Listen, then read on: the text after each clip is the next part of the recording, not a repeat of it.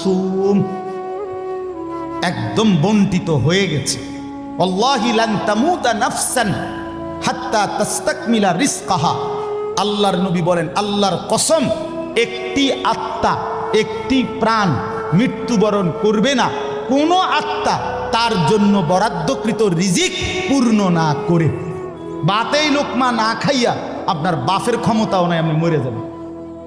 আর যেটা নাই সেটা আপনি খাইতে পারবেন না। আমি খাইতে বসি ভাত, আমার প্লেটে ভাত নিয়া আমার বাচ্চা বাহিরে খেলে, 2 বছরের মেয়েটা মাঝে মধ্যে দৌড় দিয়ে আসে, আইসা এক লোকমা নিয়ে যায়, নিয়ে আবার দৌড় দিয়ে যায়, বাকি ভাত আমি শেষ করছি।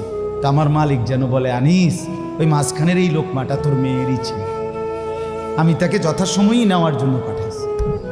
তুমি যদিও ভাবছিলা পুরা ভাত তোমার, কিন্তু না, মাঝের এক লোকমা তোমার মেয়ের।